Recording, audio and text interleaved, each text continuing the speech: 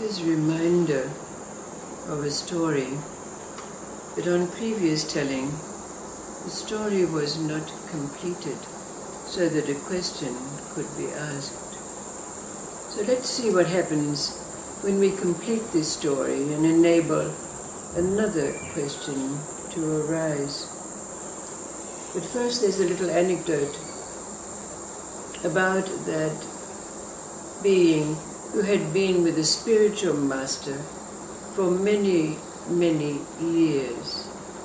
And one day when he came into the presence of his spiritual master, the master said, "You are now ready for initiation into the final state of annihilation, that state beyond birth and death." But instinctively, the being said, but Master, I have a family, I have children, I have a wife and mother-in-law and father-in-law. "Oh," said the Master, "well, never mind about that now, but go home and practice this asana." So the Master demonstrated to the being a very complicated asana, where his extremities were spread in akimbo. So the being went home and went into his house and immediately followed the Master's instructions, putting himself in this asanic position. But in that position, a strange thing happened. All of a sudden, it seemed that he went into a state, maybe it could be called catatonic in our language, but to all intents and purposes, he appeared to be dead. So when his wife came in and saw him in this position and tried to rouse him, she was not able to do so, and immediately started to weep and wail, "My husband is dead, my husband is dead." So the neighbors came running and confirmed, of course, that he could not be moved. He appeared to be dead. But, of course, in those times the custom was to take the body outside and wash it with milk and prepare it for burial. But they found that he was frozen in such a position that he couldn't be taken out of the door. So they tried every which way to get his body out of the doorway, to no avail. So it was decided that they would have to chop down the door and chop down the doorway. But all of a sudden, the wife said, she stopped her wailing. He said, no, I need my house. I have a mother and a father, and I have my children to take care of. Chop off his arms and his legs. So at that moment, the being came out of his state without a word to all those who were present. He walked out of the door, went back to his master and said, "Master, initiate me. I am ready." And then this story is about that maiden who was the daughter of a very, very rich merchant. But she had all the wonderful womanly qualities. Not only was she beautiful and kind and gentle and intelligent and all the other litany of things that we can call a perfect human being, and as she was at marriageable age, the merchant was seeking suitable suitors for her. And it so happened that there were 3 who appeared to be equally worthy of her hand in marriage. But the father, the merchant, could not decide which of these suitors should marry his daughter, so he requested his daughter to make the choice. But she remained silent, and after a time she took ill, and within a matter of days she had died. So the father and the 3 suitors, in great sorrow, buried her. Now the first suitor laid down by her graveside, keeping vigil, pondering on the sorrows of fate. The second suitor went off on a quest to find the answers to life by becoming a fakir. And the third suitor took the role of bringing solace and comfort to the father, the old merchant. Now the young suitor, seeking to become a fakir, went out into the world, and he learned that there was a certain being with abilities that seemed to fulfill what it was that he was seeking. So he went to his house and was invited in and given hospitality.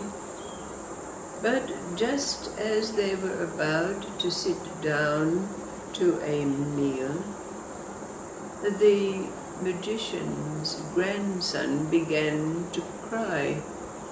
So before the eyes of the would-be fakir, the magician picked up the child and threw it in the fire. Now the would-be fakir was horrified. He jumped up and was about to leave the room. I'm in the presence of a devil, a demon. But the magician said, wait. You cannot have understanding without knowledge. And so the magician said a few words, an incantation, and he waved what appeared to be an amulet, and suddenly there was the boy restored to wholeness. Now the young would-be fakir was very perceptive, and he had listened very carefully to the incantation and noted the amulet that was waved.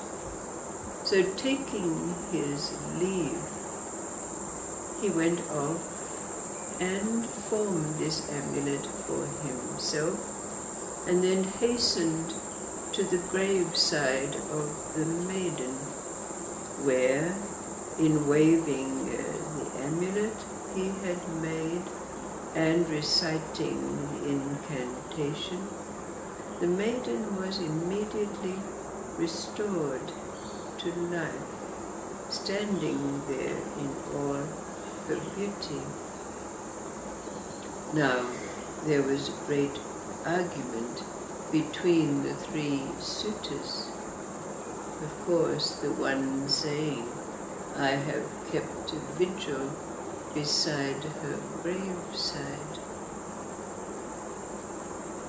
The fakir said, I am the one who brought back the amulet and knew the words to bring her back to life.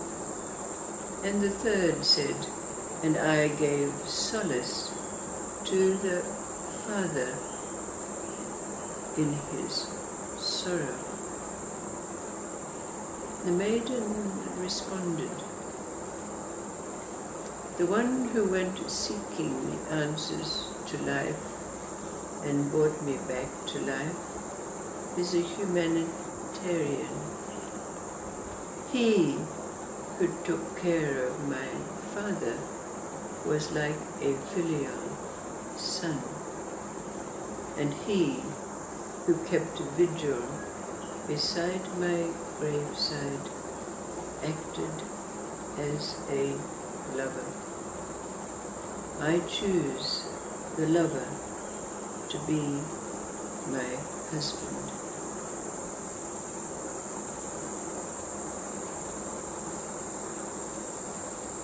The last time this story was told, you asked to choose which one of these suitors did the maiden choose. Now, with this story being completed, the question that is asked of us is, why did the maiden choose the lover as her husband? What does the lover represent for us?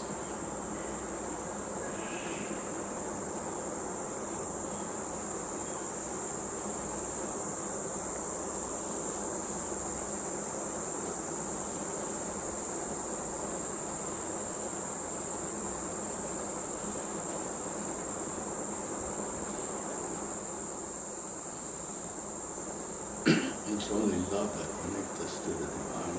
There's no other way. Okay.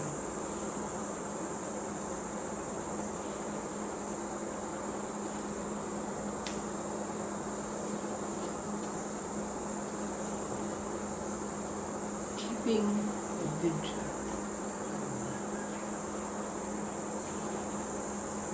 What is our vigil? What does this lover represent for us?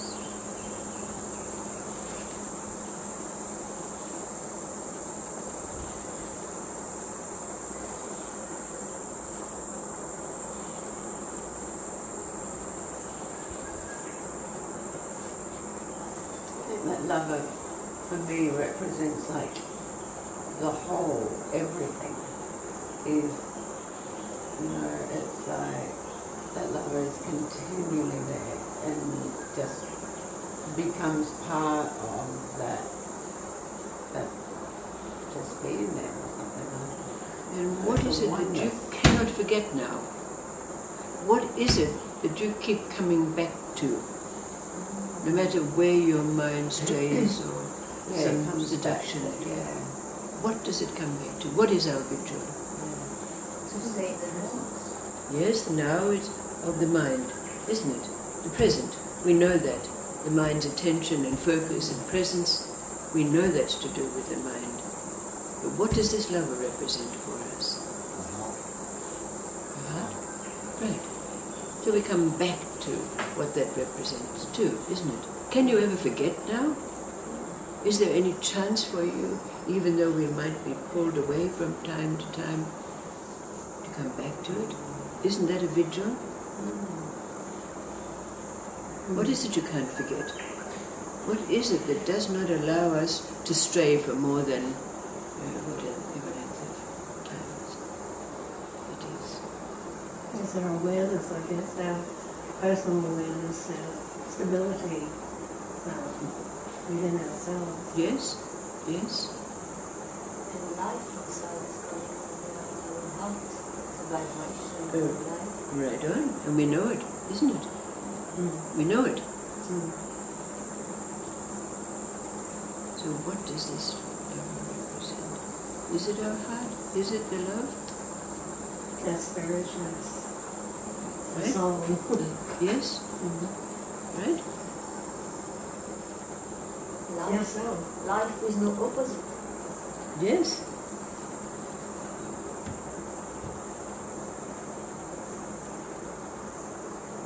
What is it we can't forget? We're not allowed to forget. Why is it continually asked of us? We have to know who we are and what we do. Yes, because we're in service to the divine, and that divine connection is what we can't forget. It's in Can't forget. everybody, it's in No. everything. No, That's what we're here for.